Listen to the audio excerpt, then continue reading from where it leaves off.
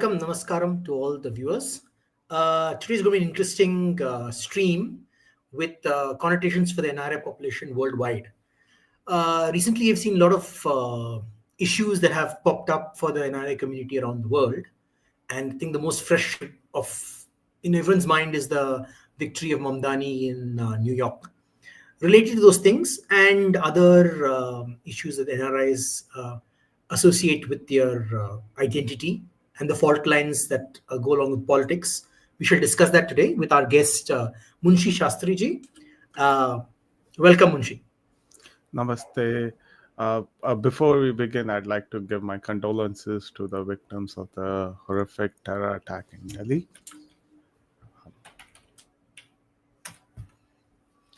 Okay, so we were thinking that since most, Bharatiyas who live abroad, they have a different identity than those who live in India, right, in Bharat.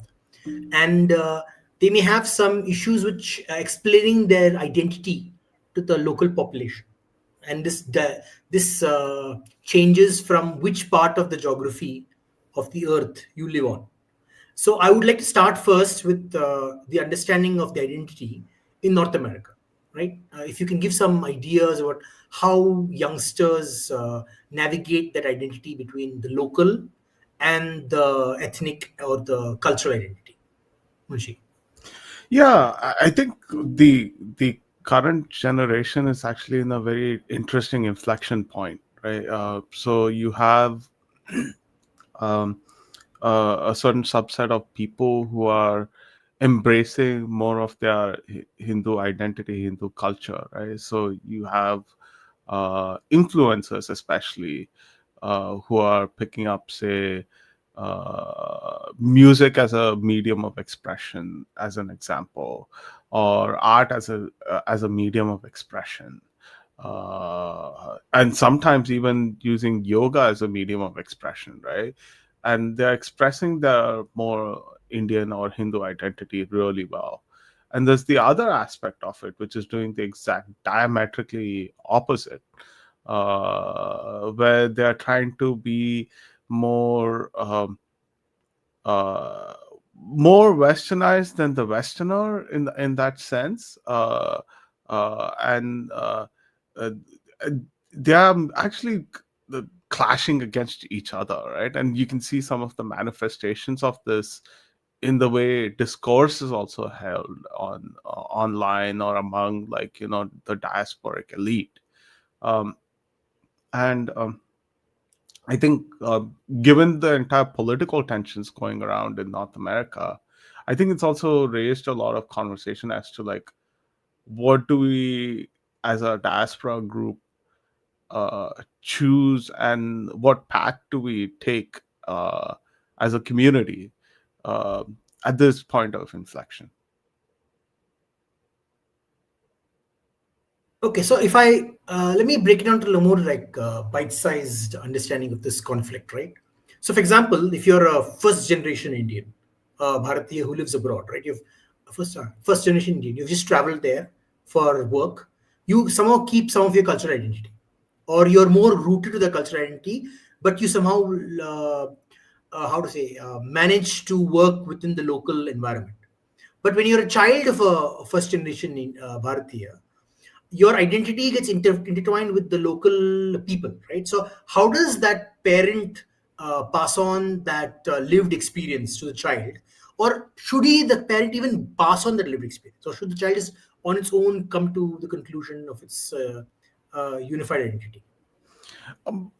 I think I'll put it this way, right? This is not new for Indians, especially. Like, if you are a linguistic minority, then there's a particular generation that understands the dilemma and the sort of difficulties that comes with, passing on your traditions, right? So, let's say if you're a Tamil in Maharashtra, then I think this would be quite a common conversation within your own homes as well. Like, okay, I'm Tamil, I have Tamil culture. How do I pass on my language? How do I pass on the richness of the literature that comes with Tamil language? I don't think this conversation is anything new for diaspora Indians, right? I mean, it might seem new for first generation Indians, rather second generation, naturally born Indian Americans or Indian North Americans. Um, but I think if they asked their parents, they would have had a similar conversation in their own homes. Um, the difference is basically, I think, at what level do you think about your identity, right? The Indian identity itself is sort of like a composite of identities. You have your local, your glocal, your linguistic, and your national identity.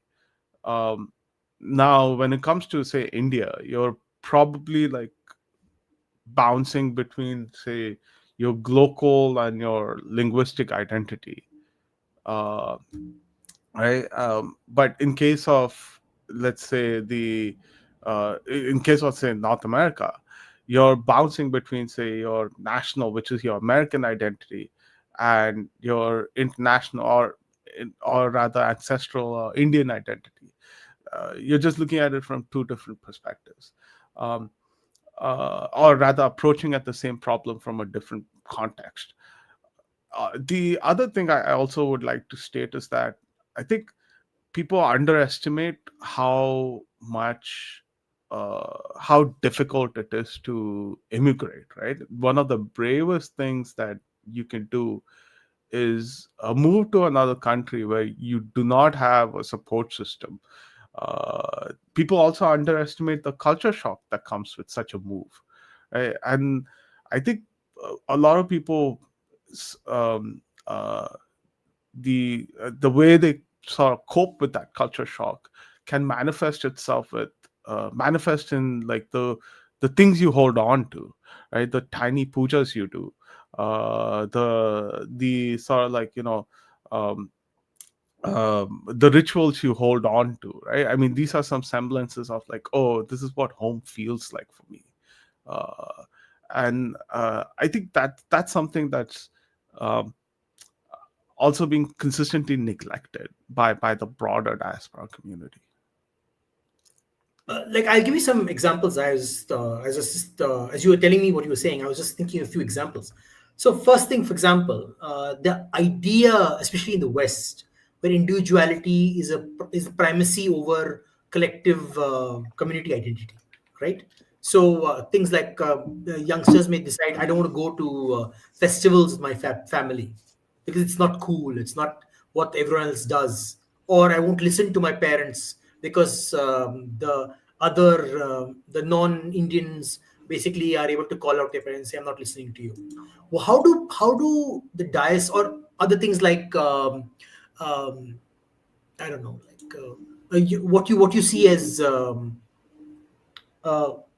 kindness and charity, but maybe in a place like California where there's a lot of do live for yourself. You're like, I'm sorry, I'm not going to spare money for others. That kind of attitude, those cultural conflicts that one might see between different identities. How do Bharatiyas have to navigate that, do you think? I mean, it's it's tough, right? Like, one is that numbers tend to make things much more easily. If you're alone, then you have to do things by yourself. Um, but it's not just an aspect of individualism either, right? You are part of a broader society. There are peer pressures, there are pressures to conform, obviously, because we do see people, um, like especially the more natural born diaspora, keep talking about trying to fit in, right? That's not an expression of individualism as much as it's an expression of peer pressure. uh, that you feel uncomfortable enough to wear your sort of natural identity and you have to suppress that, right? Like, to let me give you an equivalent uh, in India, right? So in India you have something called as traditional day, where people would basically wear clothing from their linguistic identity, right?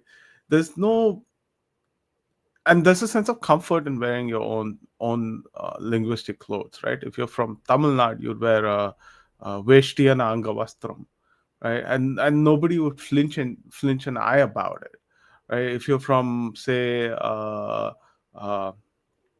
Punjab, you wear your traditional like pagadi and your bhangra clothes. Nobody will flinch an eye about it. There's a sense of comfort in wearing your own tradition, right? Um, uh, I don't think like the the diaspora is having to navigate that and uh, do so in a environment that is like very subtly hostile to you.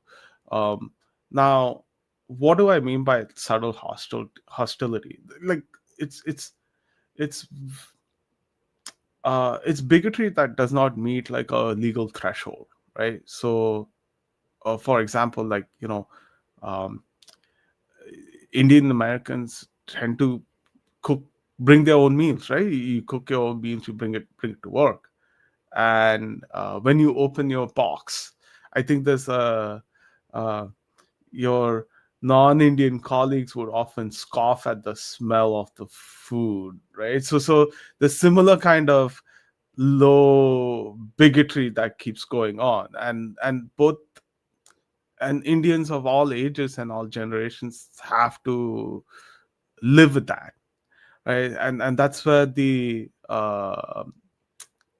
discomfort comes from. uh like it's not like even Singapore, right, where nobody would flinch an eye if you wear a vesti and angavastram on a Saturday and you're heading towards a temple.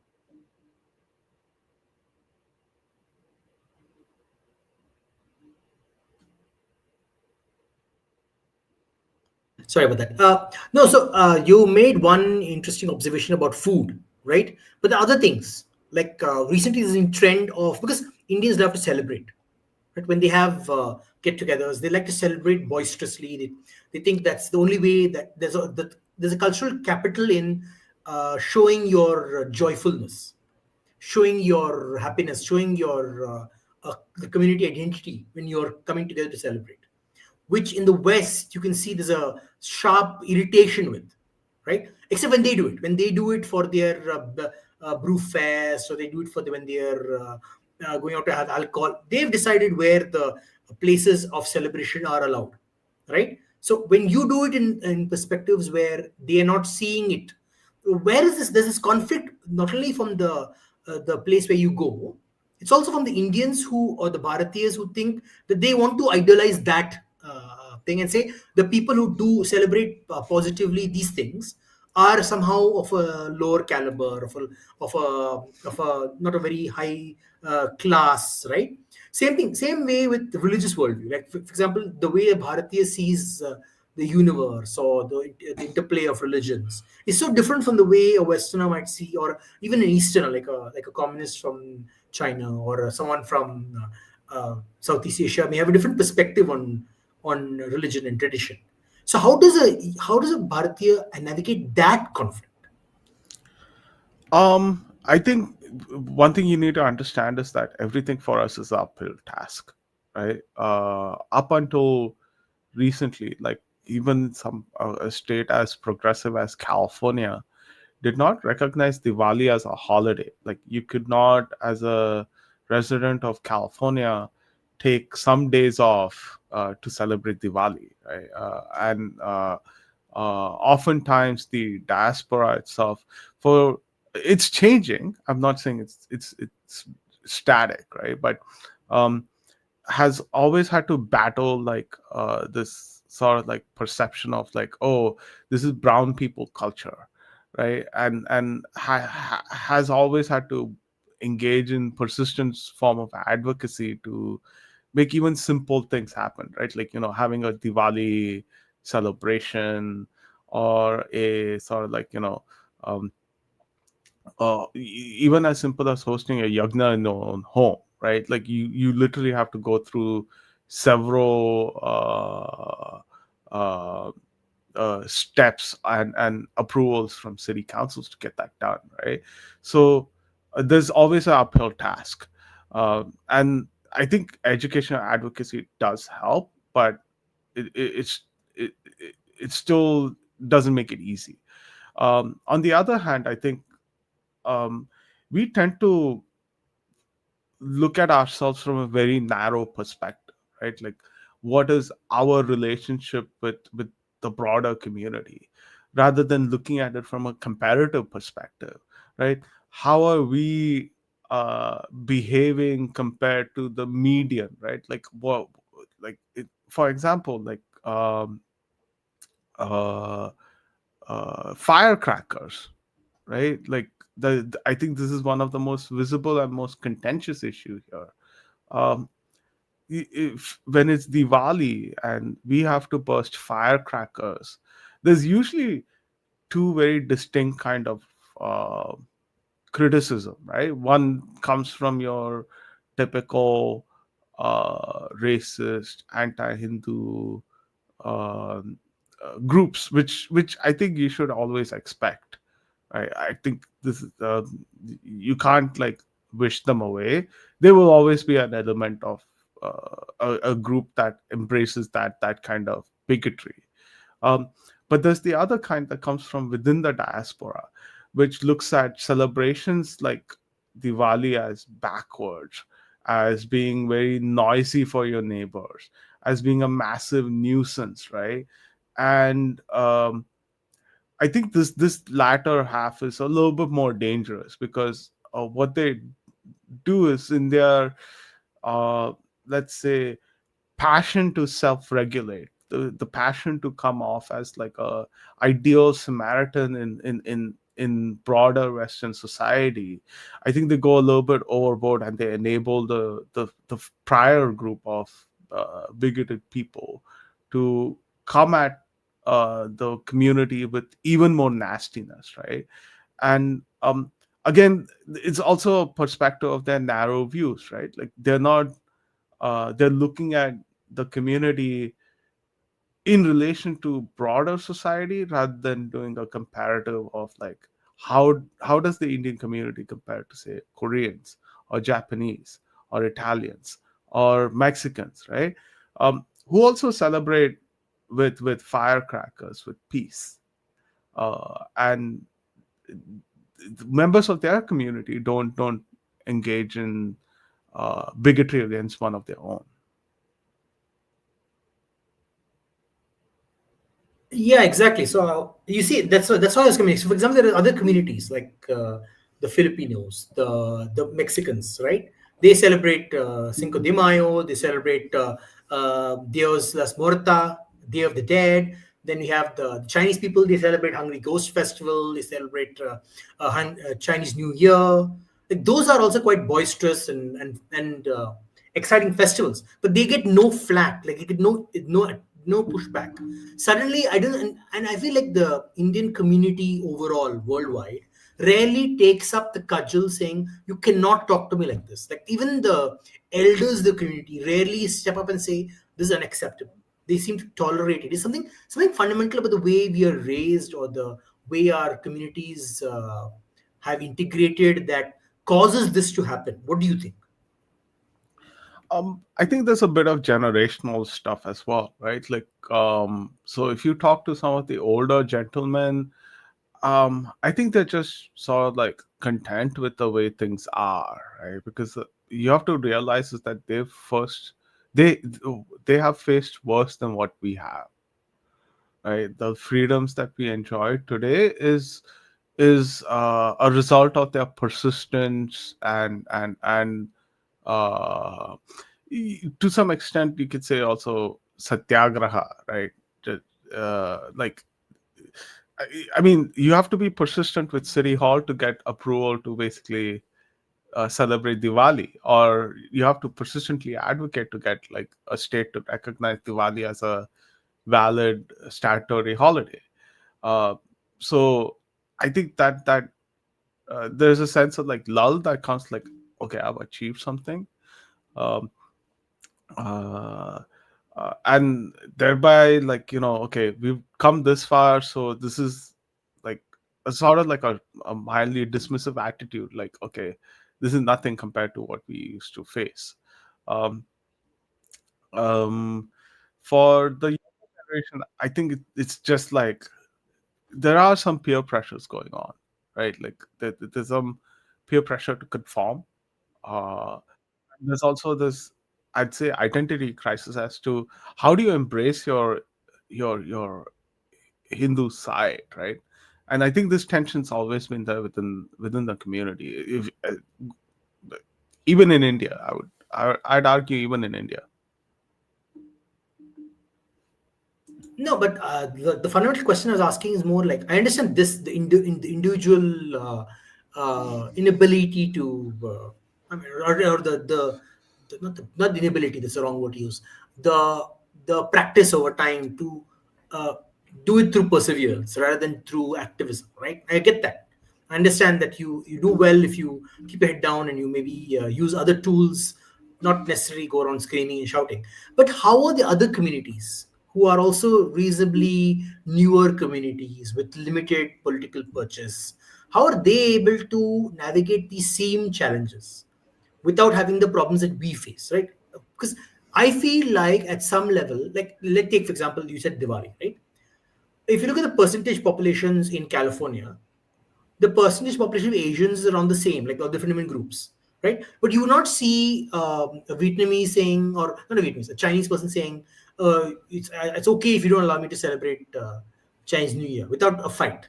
They take the step, they take the ability, the thing to fight, they fight forward. And they don't use leftist talking points, they talk about cultural pride. You say, this is my culture, and you have to acknowledge it because I'm a large enough population. Or, for example, in Silicon Valley, there's so many Indian CEOs, right? Why don't they use their cultural capital or personal capital to allow for these things? Because at some point, just earning money is all that matters.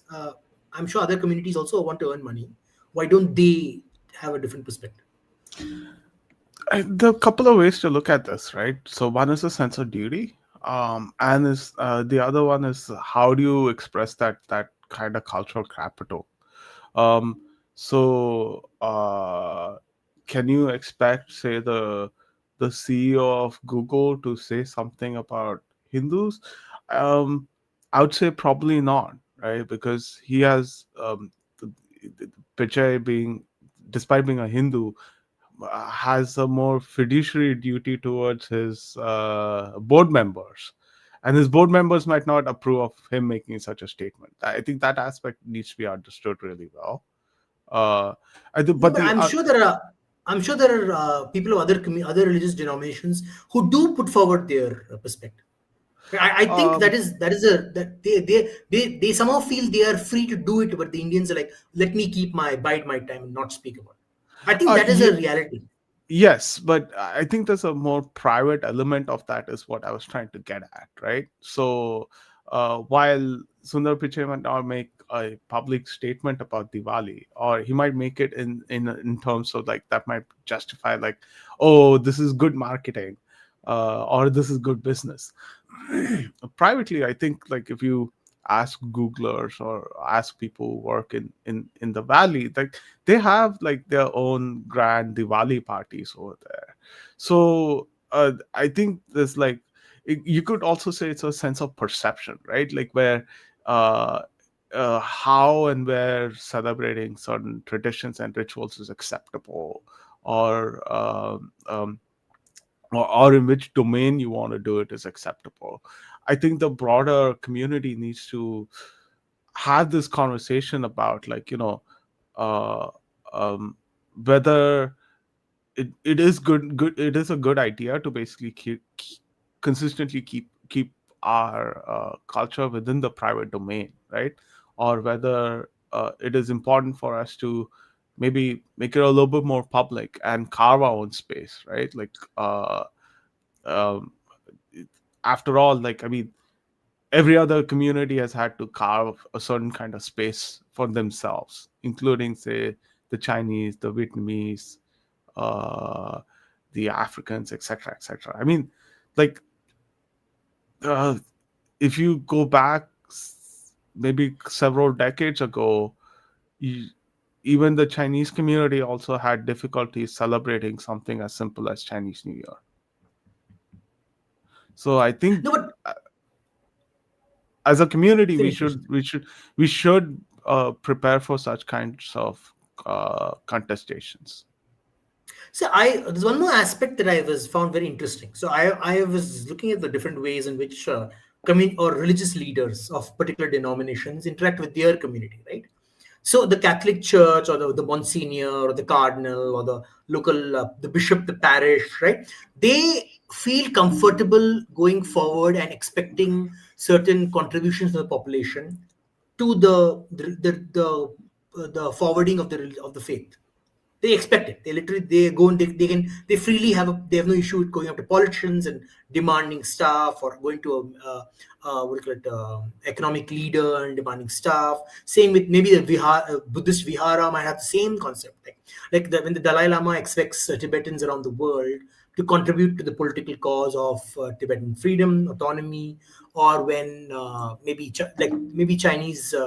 I'm not sure what the connected similar thing that Chinese traditionalists have for the temple, or when Jewish rabbis expect the Jewish community to contribute. This this forwardness of the Indian clergy or the Hindu clergy is not there.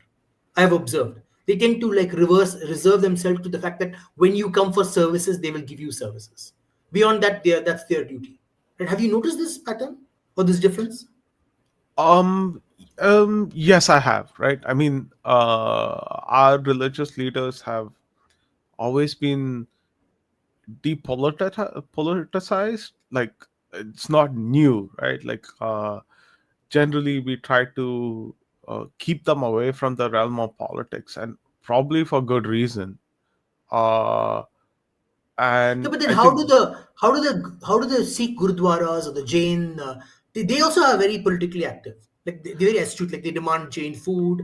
The Sikhs demand Sikhs Sikh rights. Like for example, being able to wear a turban, be able to wear a kankha, carry a kankha, all that stuff. Like these things they demand, right? But the similar dharmic faith, like they are able to demand it, but the Hindu faith is not doing it. Like there must be something particularly problematic, or not problematic. Okay, I won't say problematic. I'll say that the religions have abandoned their duty to the community. I okay. feel they have abandoned it. I I think Yeah. I want to make a little bit of a distinction between Sikhs and Jains, right? So you don't see Jain religious leaders making demands about Jain diet, right? Okay. I think that distinction needs to be understood. Jain Okay. organizations do, Okay. um, but Jain religious leaders don't. With respect to Sikhs, I think again it depends on where you are. So if you're in the US, then I think they just latch on to the Punjabi identity over there, right? And that itself brings its own sort of lobby. Now Sikhs in California, they go back all the way back to like the 1820s and all that, so they have a long history in that place. um, where Sikhs in Canada, they latch on to a historical grievance really well. Like, for example, in British Columbia, there was this incident called as the Kumagata Maru, which is essentially a so in the 1880s or something like that, I believe, around that time, um, a ship full of like Indian migrants basically came sailing to the west coast of Canada, right? And then the then provincial government, uh, one, they did not want Indians. Two, the British government in London wanted them back because they wanted to persecute them. Sorry, not persecute, prosecute them um, for perceived crimes against the empire. And uh, uh, the provincial government sent them back, and they were promptly hanged by the British government, right? So the Sikh community has latched on to that grievance here, right? And that makes it a very powerful political tool. Um, when it comes to, I think Jains are a very interesting case. They just say that we believe in very strict non-violence. We are just simply harmless, right? So that also tends to be a very powerful political tool in from for them. um I think when it comes to the broader Hindu community, uh we don't we have not latched onto a political grievance, and I think we have not shown ourselves to be sufficiently non-threatening enough that people can simply dismiss us. You could sort of say that yeah, na aise na taise kind of situation, neither here nor there, and we need to figure our own way, right? Like I think both paths are not suited for our situation. Okay, so in relation to that, do you think there are any unique intergenerational conflicts that you have observed, especially in the Western world, where that come to your mind that you're very curious to discuss or deep dive into?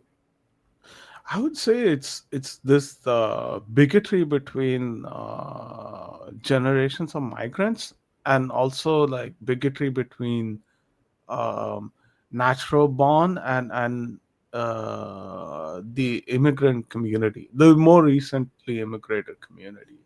I think that's something that we don't discuss, right? There's a lot of condescension that goes on, very subtle insults, very subtle bigotry, uh, this sort of like hyperventilating of like uh, uh, exhibiting bad behavior as a group trait rather than individual circumstance or a even sometimes a systemic issue, right? And I think I can give several examples on that front. Please do, please do. Yeah, so I think not a couple of months ago, right, we had this huge trend of uh, obviously illegal Indian truck drivers crashing onto cars and etc., right?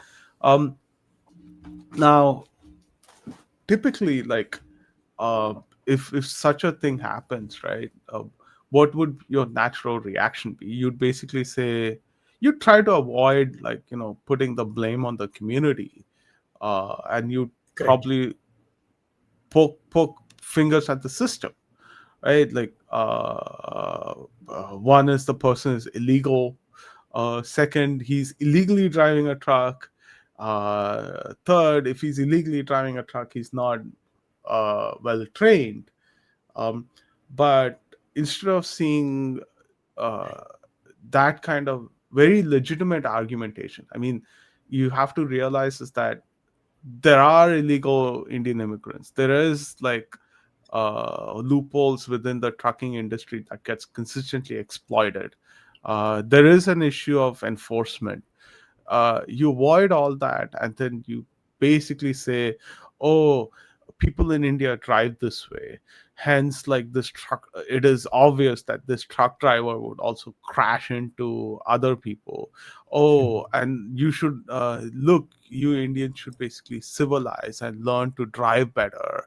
I mean, this is the kind of conversations you get from older generation folks, and they do shine it as like a badge of, like, assimilation. Like, look, मैं थोड़ा एक पहुंचा हुआ इंसान हूँ, to put it lightly in Hindi. Like, I'm a made man, that I have not broken any law, but you uncivilized Kuth came here recently, are now ruining not just my reputation, but also the reputation I've carefully built for the community. And that kind of hyperventilation goes on between both generations, and also like, um, and also comes from natural born diaspora. But do you think that is because the person inherently feels superior, or because they're afraid of advocating for their identity? So, for example, in the rational reaction to such a situation would be, there was someone who made these policies with loopholes, that someone gave that license, someone ignored that driver, did not do the law enforcement required tasks, and the majority of the law enforcement are non-Indians, right? So is it that the Indian just want to step up and say, these are the things that are real, and I'm advocating for my Indians, for my fellow Indians, that you have not fixed these issues before you blame me. Are they scared of that, or do you think they're superior? Because I think it's the former. I think that fear to stand up and say, okay, that what you're saying is not correct, is manifesting as some kind of inherent superiority. I feel that's what it is. What do you Um, think? I think there's an element of superiority, definitely, right? Like, if and this has been a persistent kind of attitude coming from the diaspora, going back several decades, right? Like, uh and you can and it's annoyingly a very North American trait too, right? And it comes from the days when people immigrated to the US, right? And during the Y2K era, like and that generation, the kids of that generation would persist whenever they came to India for their vacations. The parents ensured that they made their annual India trips, right? uh, they would persistently point out the issues of poverty, trash. They would consistently be demeaning, right, without understanding what it means to be well resourced, right? What it means to be a poor country and a rich country, what it means to having to live closely and compactly with others, right? Uh, I think that persistent sense of superiority has always existed. Um, but I there might be a sense of fear, but I think it's also, I'd rather say that it's a sense of zeitgeist, right? Like, you want to look cool among your peers, and what's one way of doing that? You outgroup one of your own because they're unpopular at the moment, and I think that's what is happening. No, because I don't think it's an exclusively North American phenomenon. I have lived in Singapore for almost 20 years, 20-ish, a little less, but they have the same situation phenomenon there as well, both in the Chinese community and in the Indian community. So, for example, if an Indian from India goes and lives in the US, in Singapore, for example, and they do something that is not in lieu, like littering or spitting, or a lot of things that we have, bad habits that we have in India, that we may go do in Singapore. The Singaporean Indian thinks themselves as inherently superior, not because they're scared to call out authority. Like, they would not accept a racist attack against Indians, but they would accept what do you call it? They would accept like founded criticism of someone who looks like them. So they think they essentially do think they're superior to the Indian in objective terms, right? But I don't see the same thing happening in North America, in my opinion. Same thing with Chinese, like Chinese Singaporeans, right? They think themselves as inherently superior to mainland Chinese. So if someone in mainland China comes to Singapore, they're not treated as well as a Singaporean Chinese person.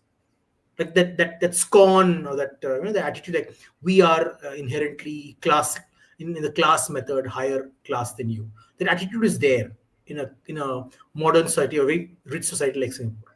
But I don't think this is objectively true in America, in my opinion, or the West, in my opinion. I think it's a little bit of more of the fear, in my opinion. I don't see the fear as much as I see the You zeitgeist, don't? right? Okay. Like, no, Okay. I mean, in the sense that people want to conform, right? They want to be a part of a Hmm. bigger group, and that conformity does definitely express itself as supremacist attitude. Um, but I do want to also state that there's a minor distinction between, say, a Southeast Asian diaspora versus the bigotry that I'm trying to explain here, right? Okay. So, if you Southeast Asians tend to have pride in the system that they live in, Yes. right? So if a, say, mainland Indian litters in Singapore, I think a Singaporean Indian will not necessarily say this is a problem with mainland Indians. He would probably point to the fact that it's a good thing that the enforcement system got to him, right? Or and find him. I think the questions would be quite different compared to what a North American No, diaspora. it's very similar. It's very similar. It's very similar. Thinking that Indian Indians should not be allowed into Singapore. They are dirty, and we Singaporean Indians are superior in quality. Like that is inherent to their culture. It has I become like don't. that. I've not seen one throw an Indian under the bus though. In that, Oh, a lot. It happens a lot. Anyway, moving on. So, what about other kinds of intergeneration conflicts that you? Any examples? You said you had a few examples. yeah, I think the trucking was one of the more prominent ones, right? Um, the other one is, I think, this is more like a broader issue. Is basically like, we are better than them, right? Like this, and they are not one of us, right?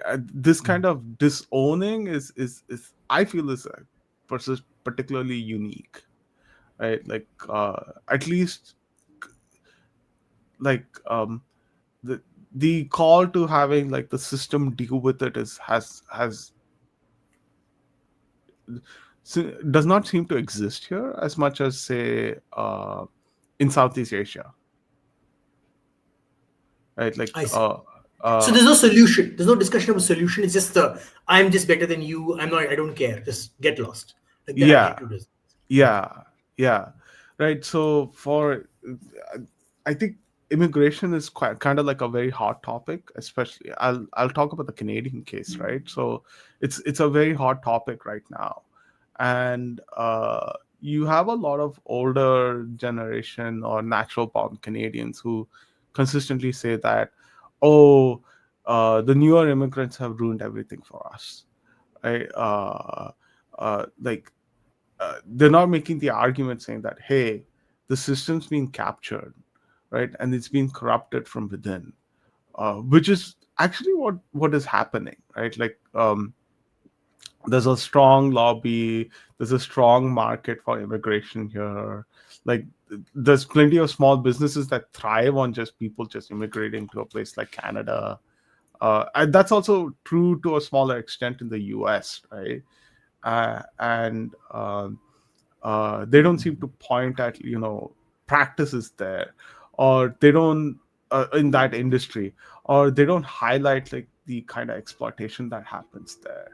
Instead Correct. they simply say that, oh, this is all a newer immigrant problem, uh, without realizing that it has happened in their parents generation, and they have basically successfully advocated for it, or use the system to basically clean things up or keep things like safe, not just for the newer folks but also for themselves. uh, like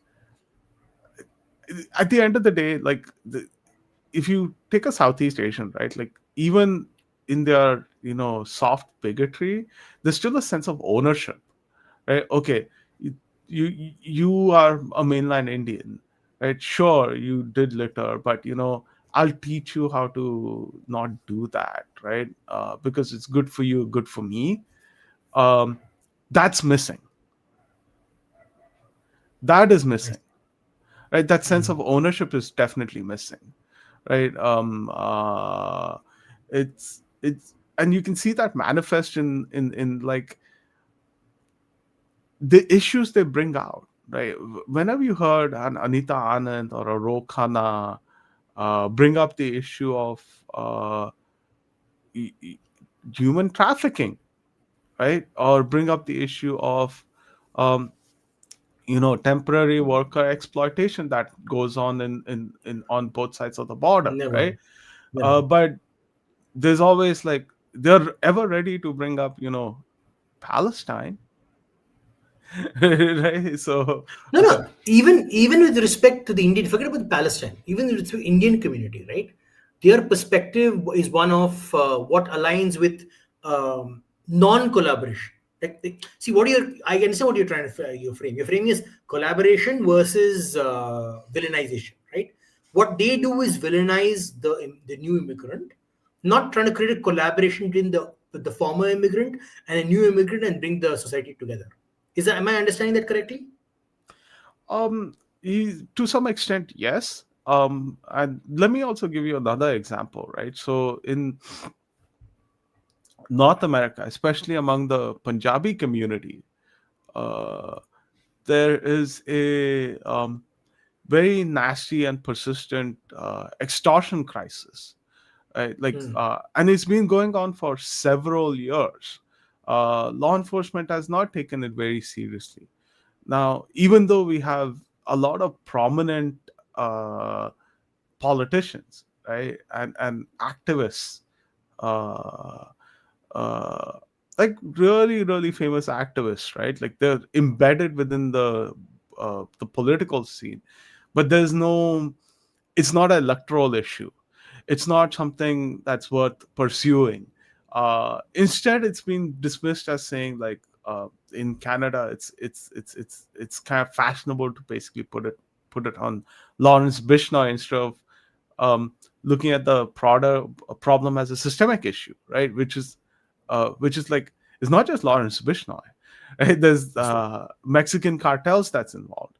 There's Chinese triads that's selling fentanyl in that's involved, right? So um, it's it, there's a sense of like,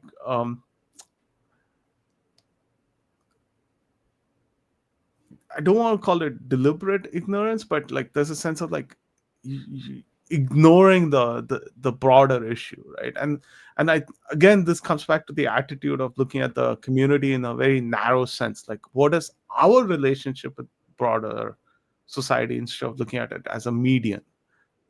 Right? If you looked at it as sort of like, oh, what is what is the average Indian problem versus in relation to the average Chinese problem, in relation to the average, say, Mexican problem, and seeing the median among commonalities between them, like just looking at it very individually, and that's the problem with the diaspora actually. So, any other examples?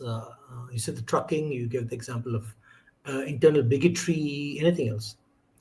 Uh, I think the The, you were telling me about this one backstage. You were telling me about this one.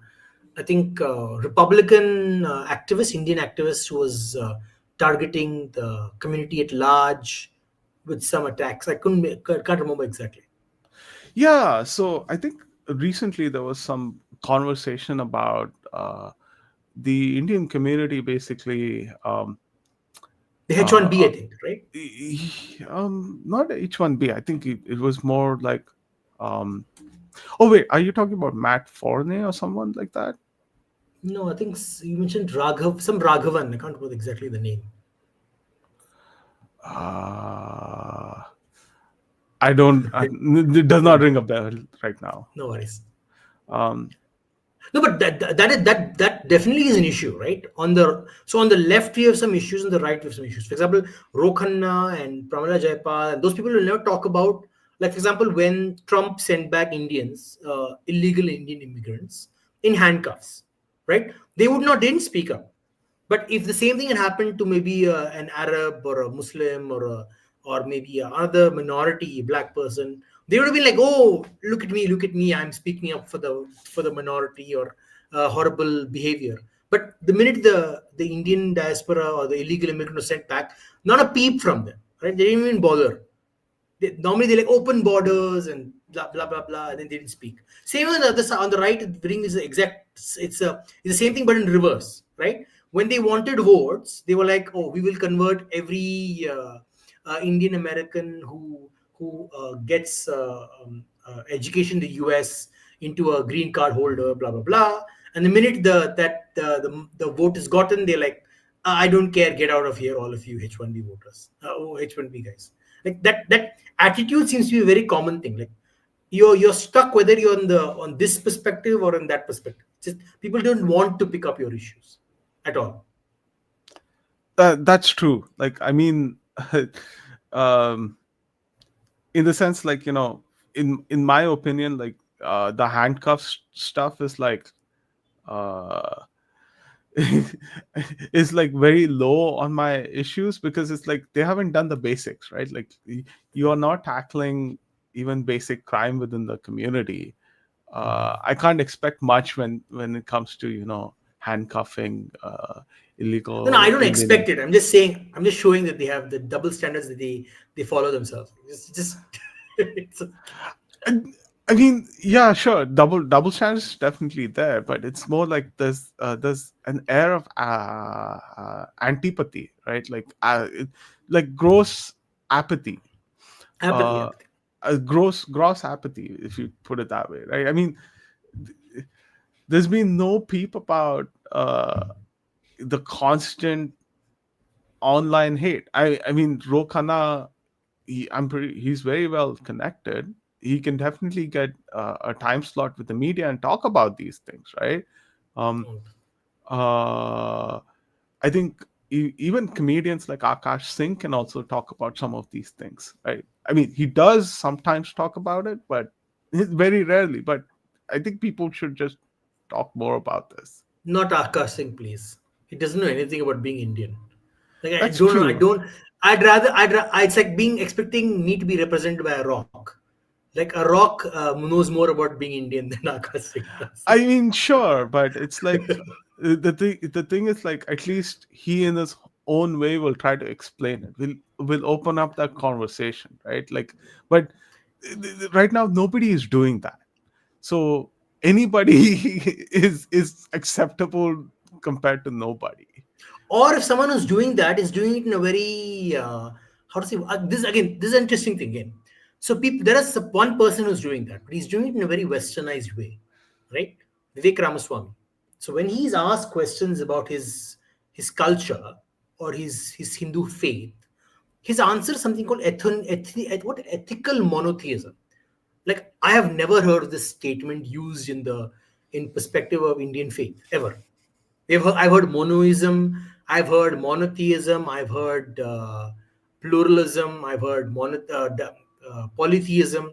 Ethical monotheism is like this, and then he says things like, "We all believe in the one God." Like because at some way he wants to frame it the way the his target audience would understand it, not the way it is. Like from what I understand, he is a Smartha or he's a Advaita, one or two, right? And neither of those are monotheism in the sense that a Westerner would understand it. So my worry is it's either the Akash way who doesn't know anything, or it's the Vivek way who explains things the way they would understand it. They get the wrong impression about what Hindu faith is about, right? So I'm like, what is the right way? There is no right way, right? I There is no mean, right way. there is no right way. I mean, I appreciate Vivek because he's trying to carve a space for Hindus within broader Western society, right? I mean, instead of he's refreshing in the sense that he doesn't say that, oh, we have to assimilate completely, right? But rather he's trying to say that, hey, within American society, we are also one, but we have our own way of looking at things, but we are willing to bridge a semantic gap for you to understand that, right? And I think that needs to be appreciated. Sure, we can argue over the technicalities all day in, day long, but I think those arguments should be kept internal rather than externalized. Um, and uh, it's I mean, it's like, But won't it ultimately become external? Because tomorrow someone might come and ask another Hindu, like, do you believe in ethical monotheism? And they're like, no, I don't believe in ethical monotheism. So then they would like, what? So is Vivek Ramaswamy lying about what Hinduism is, right? It's like this. We have this catch 22 we have. Do we explain ourselves or we don't explain ourselves? you know. I think we should always explain ourselves, right? And I think uh, whether he's right or wrong, it doesn't is irrelevant, because it's basically opening up a conversation, right? And the thing is, like, how do you explain Hinduism? You don't explain Hinduism to others by reading scriptures. Most people basically pick it up from, you know, watching others explain Hinduism to others, right? I mean, we watch a lot of pravachans, basically, right? Uh, nobody says Rigveda, seventh No, I- mandala, eighth sutra says XYZ, XYZ, XYZ. No, no, no, but do no, you think that's a mistake? no, I don't think so. No? Um, I certainly don't think so, right? I mean, uh, we are not people tied to one specific interpretation of the book. Right. And I think it's sort of like an open ecosystem, right? Now, calling it an ecosystem, not like an open system whereby you could do anything and everything and just call it Hinduism, right? The ecosystem, there's a particular way of doing things. um, and having multiple ways of explaining the same truth is the Hindu way, right? I mean, um, it, No, but I there's a pitfall there, right? It allows people like Hindus for Human Rights or Equality Labs to basically capture the conversation. See, the problem what happens is when if you say Hinduism is a ecosystem where anyone who looks vaguely Hindu or vaguely talks like Hindu can speak about Hinduism, we are basically allowing certain groups with privilege. Remember, Equality Labs and people, Hindutva, they have privileged positions in political activism. They are the privileged few, right? Because they have access.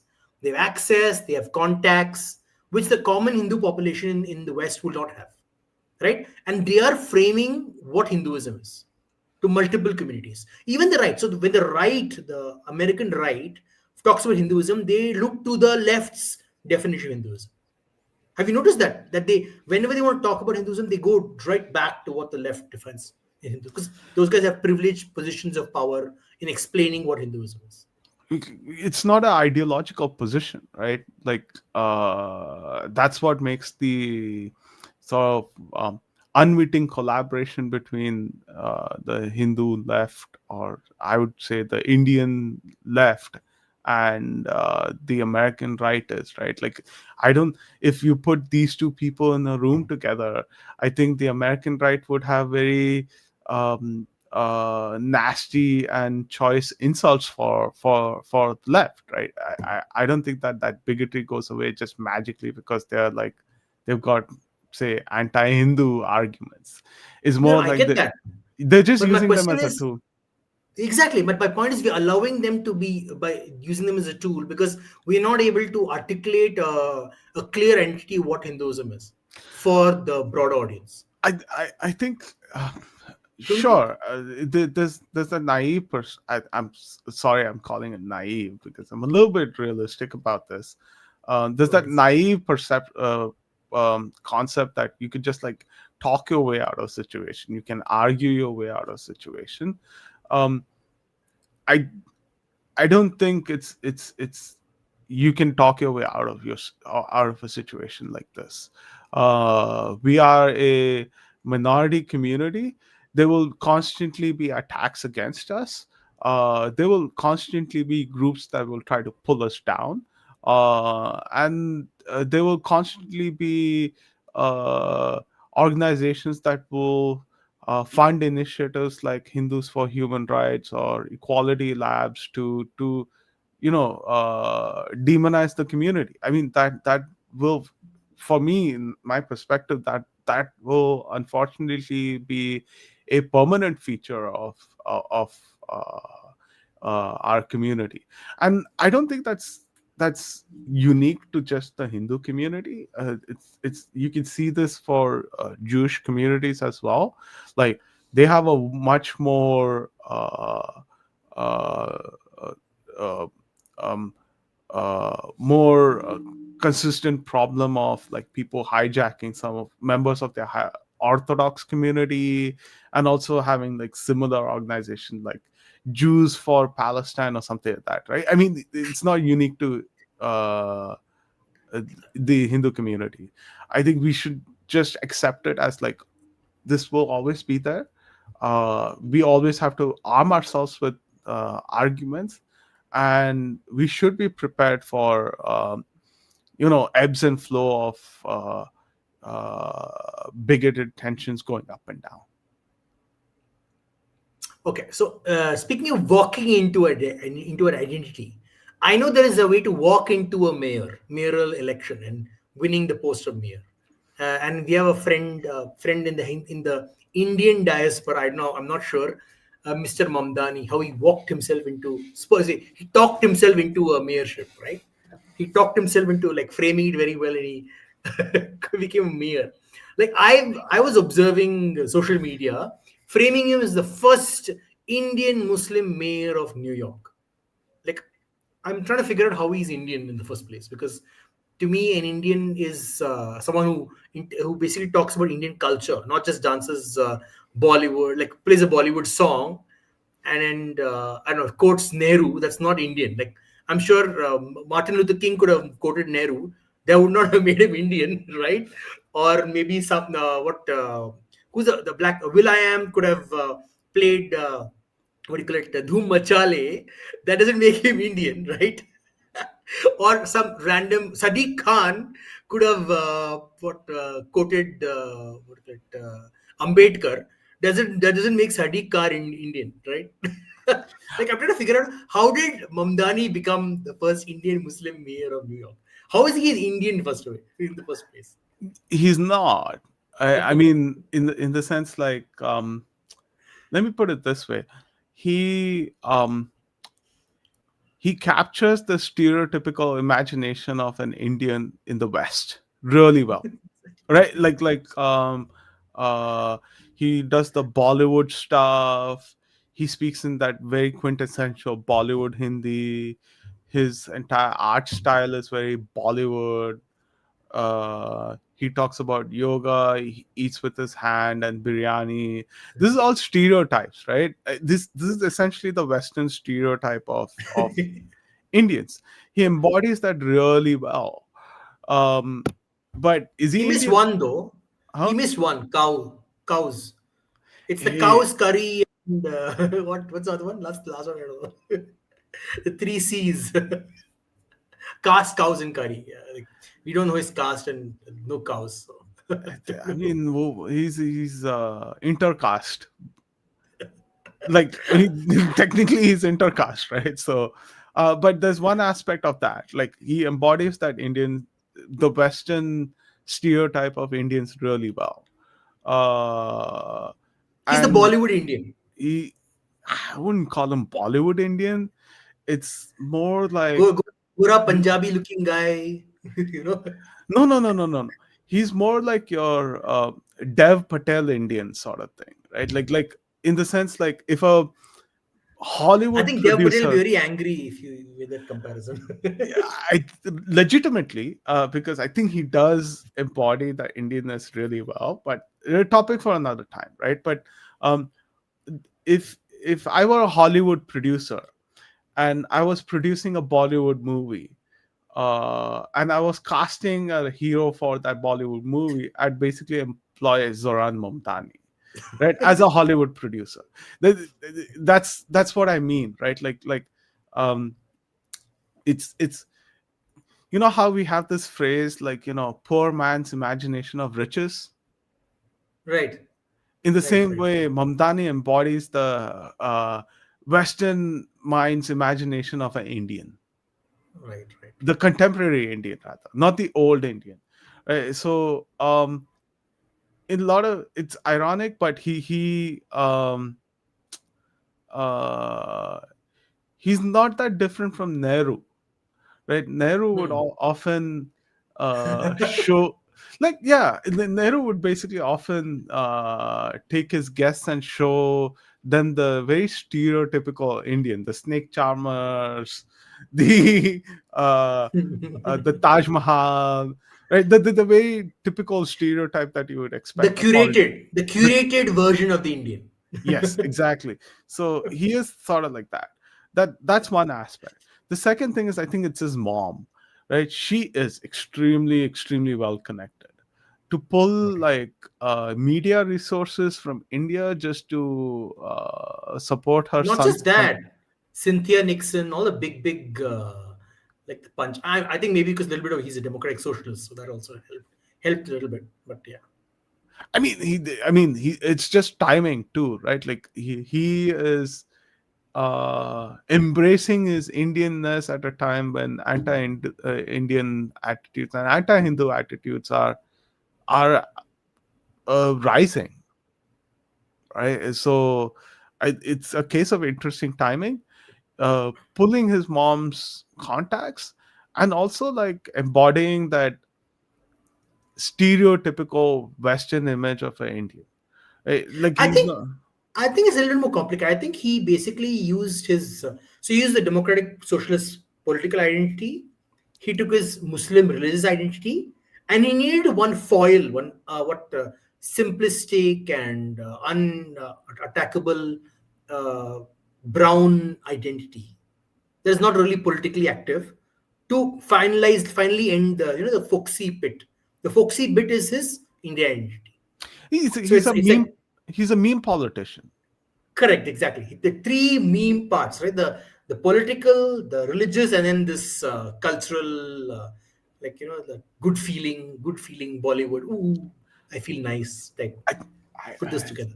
I think I'm not. I haven't looked at his religious politics, but like I mean closely, but there might be even more uh, subtle signaling going on there, right? Like I know he's done some stuff, like he's gone to a gurudwara, he said some nasty things there. He's gone to a mosque and said some stuff, anti-Semitic stuff there, No, but the fun, forget about that part. He went to a Hindu temple and he attacked Hindus in India. Like yeah, yeah, yeah. I did not see coming. He Yeah, went to the Hindu temple and there he spoke it. Like I was like, that shocked me. Most politicians will go to a religious place of a particular community and not attack them. Right? He won't attack that group there. But he attacked them there. Like I was really surprised. That shocked me. yeah, that again is the problem with progressive politics in North America, right? It gives you sanction to do whatever you want uh in No, the but name of they progressive. would not go to a black church and target black people. It would never happen. Yeah, I mean that's the They would again. not go to a Latino church and target Latinos there. They won't go to even a white church. They wouldn't go to a white church and target white people. It's That would because not be like allowed. because Indians are not the oppressed people, But white people are not the oppressed people either. or But Hindus they are will not the that will not be tolerated either. Hindus are not the oppressed people. I mean, progressives don't go to white churches. I think Bernie Sanders would have gone. He would No, not he have done does. that. He does not. He goes to a synagogue. Um, he attends like church, politically, what do you call that? Beneficial church events, but he doesn't go to uh, church particularly. Hmm. Fine. So then the final bit is that a lot of Indian Americans seem to see themselves in Zoram Mamdani. I don't understand why. I'm not able to understand why they see themselves in him. It's the media side, guys, right? I mean, and he also, like I said, he also embodies that Western image of a Indian identity really well. And this is coming at the time when you have people from within the community saying you need to be less uh, immigranty, or the term I basically use is fobby, right? Like fresh off Hmm. the boat. Right. That you need to hide and bide your Hindu identity, right? And I think people are latching on to that vacuum. They're like, we're done with this kind of hiding and biding, and it's very refreshing to see someone like Mamdani embrace it, even though we all know what he's doing, right?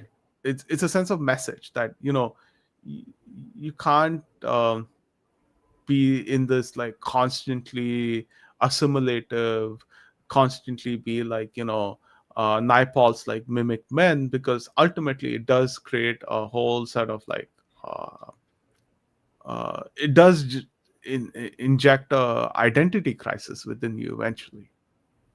No, but my question was fundamentally that see, when you're going to black neighborhoods, you're promising them less strict policing. You're going to the Latino neighbors, you're promising them not being deported.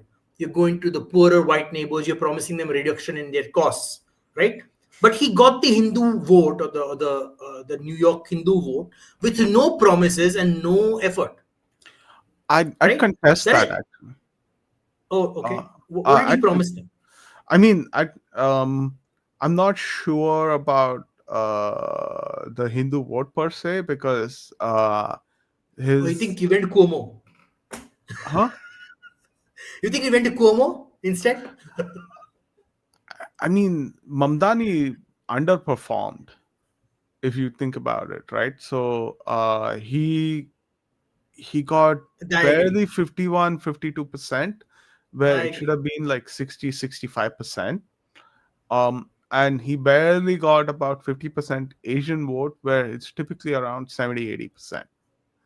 I agree. So I'm not sure about the Hindu stuff, right? Like you have to realize is that um, Hindus in especially in North America and especially in New York, they're one among other minority communities. There are also one among other advocacy groups. So, for example, like Mamdani was really popular among transit advocacy, right? Like because he was basically like, I will support transit expansion. That people just ignored everything else he had to say. I'm like, I don't care about religion. I think religion is shit anyway. But he's talking about building a new subway or bus or anything like that. So um, I think you have to realize that there are other groups whose attention he's also trying to attract. Um, so it's a very tough situation, right? You're not like a clear majority, and you have to learn to basically like negotiate and make your way through this. And I think the diaspora can learn from the Indian mainland counterparts because we've already been through this. Sure. Okay, I think we have a question. Can you just put it up? There's a major problem in Hindu diaspora, Hindu parenting. Parents think teaching Hindu scriptures to their children is useless. Instead, getting the best grade is the only aspiration. No sense of identity. What do you think about this? um I think teaching Hindu scriptures to children is also useless. I'm just kidding. But no, I think you need to be open to how parents teach Hindu Dharma to their kids, right? I learned more about Hindu Dharma through temples rather than through scriptures. I learned a lot about Hindu Dharma through observing rituals rather than performing them. I think parents, especially outside India, have a very tough job of raising their kids. It's a different environment. Kids go through their own set of issues, trying to fit in, trying to be uh, being different, right? And I don't think it's fair on them to basically say that you are bad because you didn't teach them scriptures. Um, I think the other way to do, on the other hand, I think we as a community need to be much more accessible. Hmm. We need to, um, because here's the thing, right? Like I've seen kids go through the very strict scriptural life, abandon it, then come back to it in late in their life, right? I've also seen kids who have not never been exposed to anything Hindu, then pick up yoga and then basically go like, holy shit, this is my tradition. So you I think the right answer to that is you should be open to anybody who's willing to embrace Hindu Dharma, anybody who's willing to basically learn more about Hindu Dharma. And you have less of a Shuddhi attitude, right? Like, you I don't agree. know scriptures, so you're less of a Hindu. That attitude needs to go.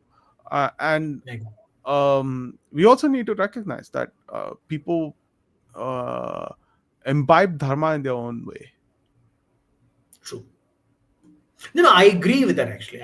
I think that's the, and I guess the gist of what you're saying is each parent needs to create his own style or his own style of her own style of explaining dharma or tradition to their kids. But they should take an interest in explaining tradition to their kids. They should not like just abandon their duty. I Just mean, take understand what your kids need and work towards that. Right? they're all doing the way they can, right? I think Mm. uh, the most just look at Amar Chitrakatha's sales. They have one of the highest profit margin sales outside of India, and people Mm. don't buy individual books; they buy whole book sets. So I think that itself should give you an indication as to, like, the parents are interested in passing on Hindu Dharma to their kids. um, how they do it is a question for their own individual situation, and that's something that, I don't think it's right for us to basically go, like, impose on them on that. Rather, No, I uh, agree.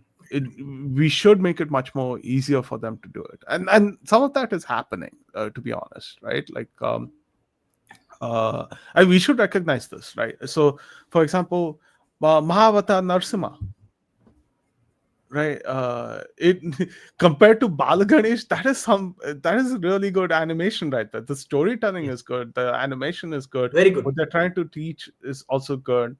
Or upcoming, Bahubali Eternal War, I'm very excited about that, right? Um, so uh, or um, There's this wonderful children's book that I read the other day. It was written by a Californian Hindu, Hmm. illustrated with this American wife, right? And it's it's a simple story, right? It's a more child-friendly way of the Ganesha Ekadanta story, basically, where Ganesha broke one of Hmm. his tusks, right? It's very cute. Um, so Yes, yes. there are people trying to make things much more accessible, uh, and scriptures is not the only way to teach Hindu Dharma. I agree. I agree. Not everyone is that's the point. Hinduism was not meant. I completely agree with you there as well. Hinduism is not meant for everyone to learn it the same way. That is the reason we have the darshanas, right? Because each human being has a journey of their own to achieve their dharma in society, and not all methods are made for every human being. Like we understood this long time. I feel like we have forgotten that, and we are trying to abrahamize our identity to be successful, right? But I think that it's a different from what I was asking earlier. Like, so for example, when Vivek Ramaswamy talks about his identity to the population, would it not be better if he said there are many ways to be Hindu? I personally am a ethical monotheist. Like instead of if he said that, the clarity is much more, right? Or if Akash Singh says, in my tradition, these things happen, right? Other Indians may have different traditions. If that is made, if when the people who represent us make that clear, the amount of difficulty for other Hindus to boldly speak their mind might be better, in my opinion. What do you think? I think that is already happening, right? But it's happening at Okay. various levels, and I think we don't see that. We don't. So, for But should we example, not see it? For example, when for some young child who does not see that, but he's only seeing one, like you see a lot of people are going after Vivek Ramaswamy right now, right? Saying he's pandering to the Christian right. He's trying to make Hinduism like Christianity. Like some young kid who may have a similar identity is suddenly being attacked. Should we not stand up for that one young kid? What do you think? I mean, we should. Um, Hmm. Definitely, you should, right? And you should you should stand up for any kind of attack on any Hindu as well. Um, Right. but what I'm trying to say is that, why why put it on just Vivek Ramaswamy? I agree. Like, why should see? he's trying to explain Hinduism to a particular group, right? That is his constituency. He might have a particular style of saying that, and that's perfectly fine. What's stopping you from making a Correct. similar description of Hinduism or Hindu Dharma? I mean, I um, there are people who do that quite often. Like, for example, Swami Sarvapriyananda of the Advaita Vedanta Society, right? Like, he attracts huge crowds, right? Like, an event in uh, in a Catholic church by invitation by the Catholic Church. Uh, was sold out. It was, I think, about 5,000 people or something. That the church never had that kind of attendance, and the online event had about 10,000 more. Right, so like, people do talk about it, and they do have conversations about these things, right? Um, but it happens at a certain level. Uh, Vivek is talking to his constituency at a certain level. Uh, I think it's up to the rest of us to also be more comfortable to talking about these things. Right? Like, uh, everyone needs to be a dharma ambassador. Yes. Trademark Hindu American Foundation. I mean, they're doing more of it now. I think it's a little. It is. I felt like it's a little reactionary. Even the formation of Kona, I think it was like in reaction to what was happening to Hindus. It was not like, oh, we need an identity, we need a activist group. But I mean, I'm not criticizing. I'm saying it somehow came from that, right? It didn't come from we need to represent ourselves. I guess maybe because we have forgotten our missionary attitude decades ago, right? The Um, Hindus were missionary for a long time. We spent we Hinduized most of Southeast Asia, parts of China, parts of Africa, right? I mean, I'd push back against that kind of thinking too, right? Like, here's the thing: is Kona or HAF saying that, oh, okay, fine, our job's done, it's time to pack up and go, right? Mm, Like, not saying that. they're not saying I'm that, just right? saying. I mean, I'm not saying that either. yeah, I mean, you're not saying that either. They're not saying that either. Uh, and the conversation, on the other hand, is like, how do you expand our outreach? How Correct. do we Yes. capture more issues? Uh, how do we advocate for ourselves, right? I mean, does it really matter if they were reacting to something or not reacting to something? No, no, it doesn't uh, matter. Doesn't matter. right, so uh, uh, that's the point, right? Like, if you think Right. about it carefully, like, almost everything that uh, the current situation we are in has been because of reactions to something or the other. So I think it's Right. fine. Like, okay, maybe we didn't think about it proactively, that's okay.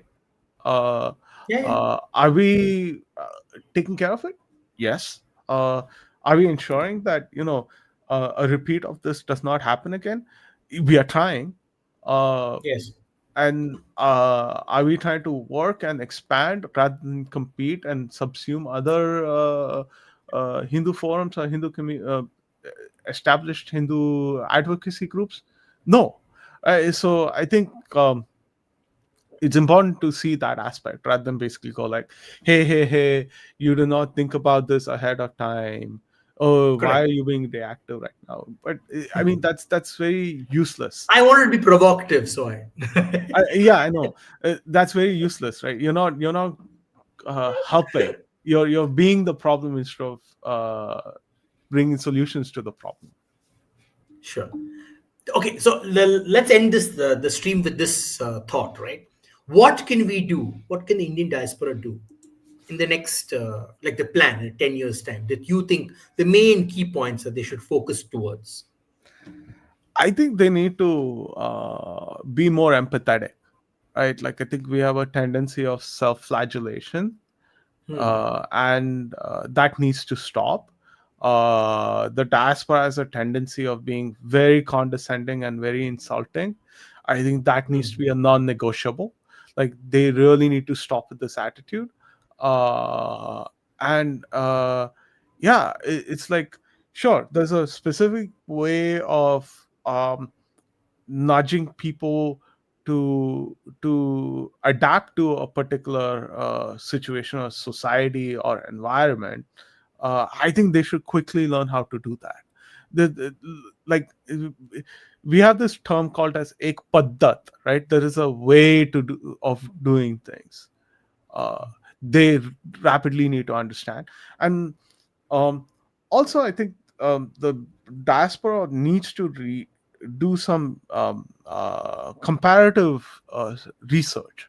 What has happened to other communities, right? Like there's this tendency within the diaspora to be more Western, more Christian, and that is as a way to guarantee some form of safety. uh, I think if you read about Japanese internment, you might come out surprised, right? No amount of being Christian or being Christian adjacent Yes. uh, prevented that Save community them. Yeah, or yeah. saved them from internment, right? Like Yes. in California, for example, 30% of Japanese were Christian. In British Columbia and Canada, it was close to about 60%. So I think the community also needs to understand this aspect, is that there are limits to assimilation. And where there will be situations when immutable differences will be used against you, and you do need to prepare for that. Like it's that you can't just Like simply Dinesh D'Souza. yeah, like Dinesh D'Souza. I mean, there's you if MAGA decides that they've had enough of brown people, it doesn't matter that Dinesh D'Souza is like a um, what The Goan best Catholic Christian ever. Brahmin, Goan No, no, Catholic no. The best. Brahmin. He's the best Christian ever. Yeah, it doesn't matter if he's the best He's Christian the most ever Christian Christian. It doesn't or he's matter. out Christianing MAGA. None of that matters. He's just brown to He's them. out. He's out Christianing Trump. Yeah, like whatever. But um he's brown to them, right? That needs to be fundamentally understood, right? Like Yeah. you can't outsource, quote unquote, your brown problems to white people. You have to own them, right? You have to bring solutions to them. You have to also protect your own community. You can't simply constantly throw them under the bus. Absolutely. Okay. Thanks so much for this conversation, Munshi. This is really entertaining. We should do this more often. And thank you, viewers, for going through this journey with us. One and a half hour journey. I hope you got some value out of the conversations. And if you have any suggestions, any questions, further questions, please do put it in the comment section. Thank you so much. Take care. Thank you. Namaste.